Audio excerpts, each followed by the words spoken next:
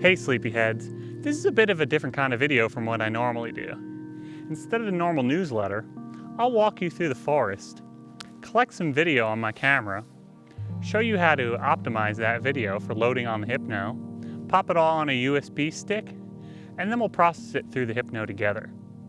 I'm hoping the result will be a new video back for the Sleepy website and maybe some cool new Instagram posts for our Instagram.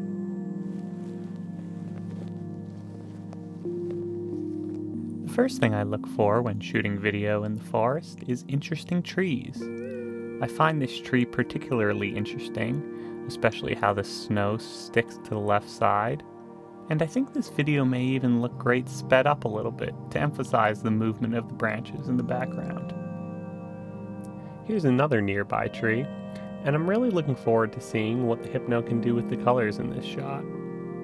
The day had a mix of weather: fog, clouds, snow, sun, wind, and it made for a great day to go out and shoot in varied conditions. Some of the smaller trees are even more interesting than the large ones. This beech tree has kept its leaves even late into winter. I'd like to crop off the distracting tree trunk on the right side of this image, and because we're shooting in 4K and the Hypno runs best with video that's 480p, we have plenty of room to crop. Speaking of cropping, we have so much resolution to work with that we could also zoom and transform these images. I plan to pan across this tree from top to bottom when editing later.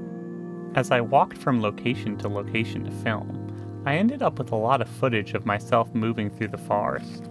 I have a feeling these images will look great processed through the Hypno later. As the day goes on, I start to shift my focus towards the ground. Even fallen trees can be an interesting subject when shooting video in the forest. When looking along the ground, even in the dead of winter, lots of interesting plant life comes poking up through the snow. As the sun starts peering through the clouds, I shift my focus to wider landscapes, like this woodland image seen in the intro of this video. Nearly all techniques in this video are totally overkill.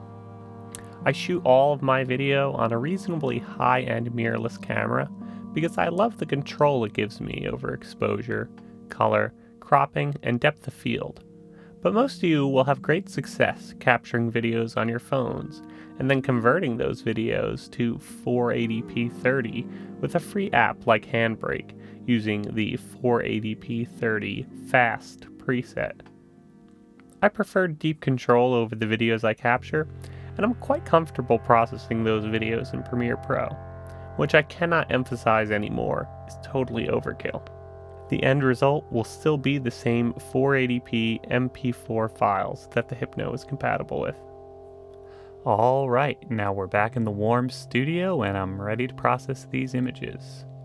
I've taken the images off of my camera's SD card, and I've labeled all my favorites. Now I need to start a new Premiere project. This project will be used to prepare the clips from my camera for playback on the Hypno. Let's take my previously organized video files and import them into Premiere.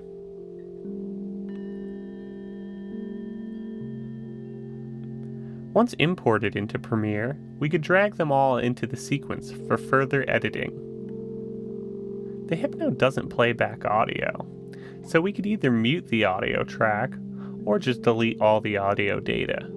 We won't need it anyway. You'll see that the images coming off of my camera are pretty flat. This is specific to the file type I shot with.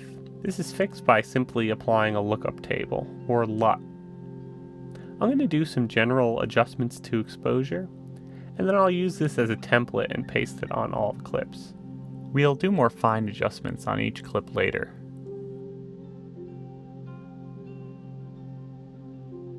Now, let's change the resolution of the project. As I mentioned, the Hypno is compatible with videos that are 480p. So using that resolution while editing will help us understand how the videos will look when put on the Hypno. It also gives us this convenient trick where 100% zoom is the maximum we can zoom into the image without any image degradation. As mentioned earlier, this image of a beech tree could use a little cropping anyway, so I'll zoom out until the tree is perfectly centered without that distracting trunk on the right side.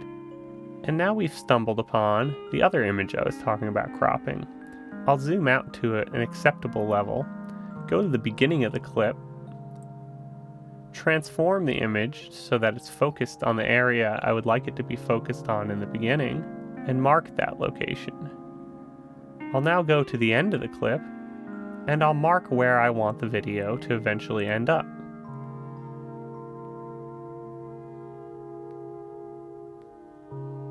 This results in a nice slow panning as the clip is played back. I also mentioned earlier that I wanted this clip of the large snowy tree to have a little bit faster motion to really emphasize the branch movement in the background. We could simply adjust the speed of the clip, and then as it plays back, those branches are really moving. This should look great when processed through the Hypno. So, let's take this beech tree clip now. I'll make some final minor adjustments. We'll highlight the clip by pressing X, and then we'll export it for playback on the Hypno. The resolution is what we changed the project to earlier, which is 480p. Now we're ready to name the clip, and this is a good opportunity to create a single folder so we could put all these files in the same place. I named the clip something that will be useful when organizing all the clips together. Alright, I'm going to edit and export the rest of these, and I'll see you when they're all done. So here's my populated folder and all the clips that I rendered.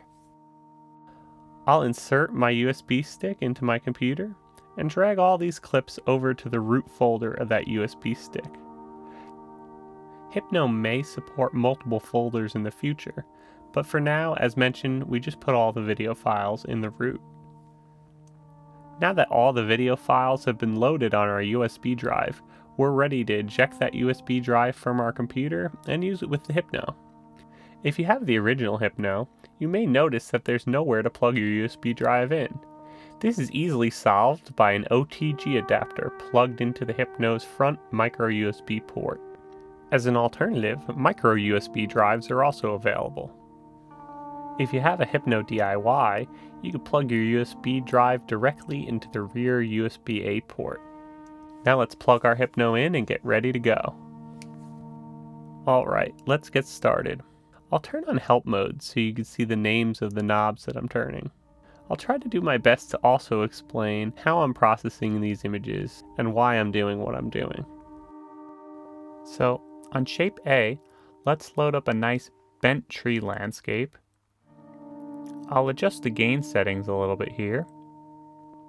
And then let's find the same bent tree landscape for shape B. I'll slightly adjust the frequency of shape B, get the adjustment just right, so you have almost a tunneling effect.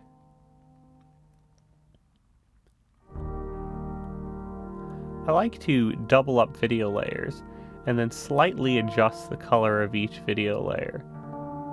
It almost reminds me of those 3D glasses when I was a kid.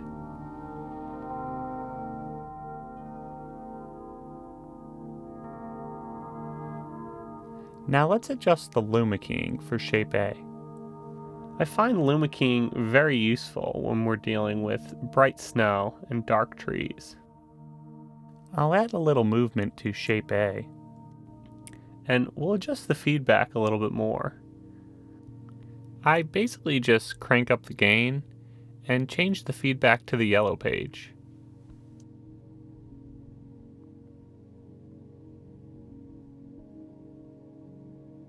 Here's a similar patch with a different video running on shape A and a scrolling sine wave on shape B. The feedback mode here is also on the red page. I really like the interaction between the luma keying and the hue offset of the feedback. Hue offset and luma keying are two of my most widely used functions when processing video through the Hypno. I also love, of course, to crank the feedback and try out different feedback pages. Here we're on the yellow feedback page. We also have a square on shape B that is modulating the video playing back on shape A. Shapes can be used along with videos in a lot of interesting ways. Like we saw with the previous visual, they could scroll over the video to add pure pops of color. In this visual, I like how the square on shape B cuts a hole in the video on shape A. That's partially due to shape B modulating shape A, and I think the effect is awesome. Alright, let's process another image, but this time from scratch. I forgot to turn on help mode for this session, but all I'm really doing here is playing with feedback, and then playing with the hue offset of shape A, which is the video. Let's add in shape B,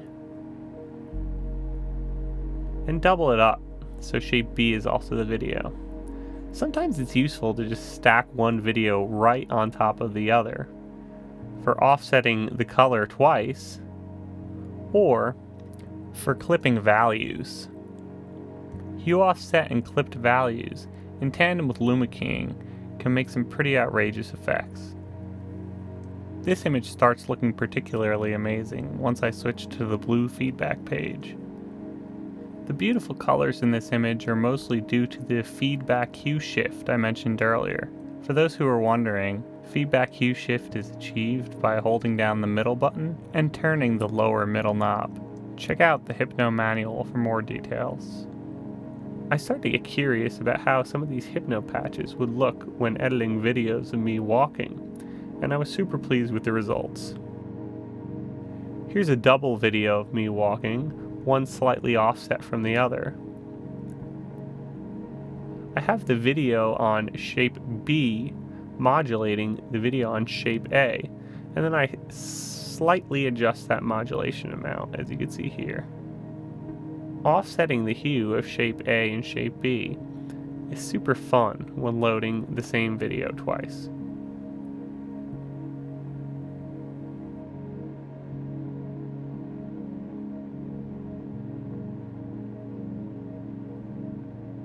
Let's have another example of me processing one of my walking videos from scratch. First thing I do is play with different feedback modes to see how I like how they affect the image. What's really important here is not only switching the feedback modes using the center button, but also adjusting the gain center knob to see how that affects things. I use shape A to modulate shape B. I play with different variations of shape B frequencies until I find one that I like, along with a little bit of shape B scrolling.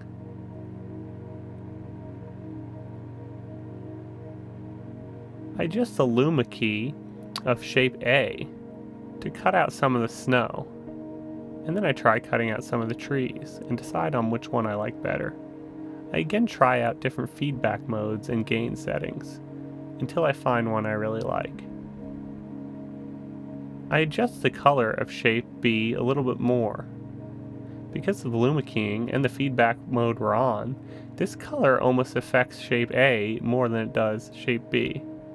At the end, I stumble upon a super big, low frequency shape B. It adds a nice scrolling, organic looking coloration.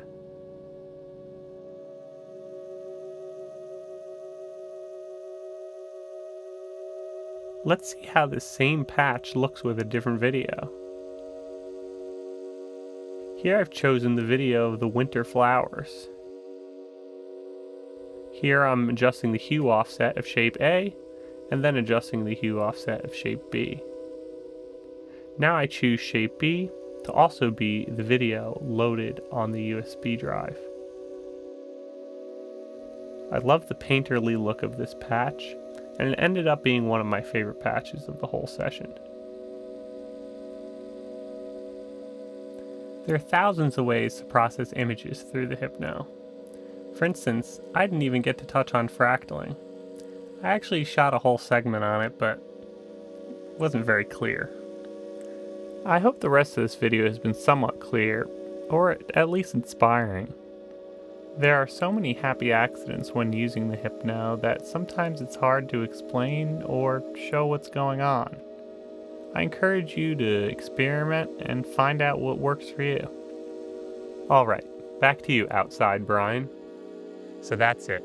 I'm cold, wet, and in desperate need of some hot chocolate, but I hope this video inspires you to go out and collect your own images to load into the Hypno. The visuals we made here today will be posted on the Sleepy Circuit's Instagram account over the coming weeks. And all the raw video we collected will be made into a video pack on sleepycircuits.com. All those links are in the description below. If you have any questions about the gear I used or my process, please leave a comment below.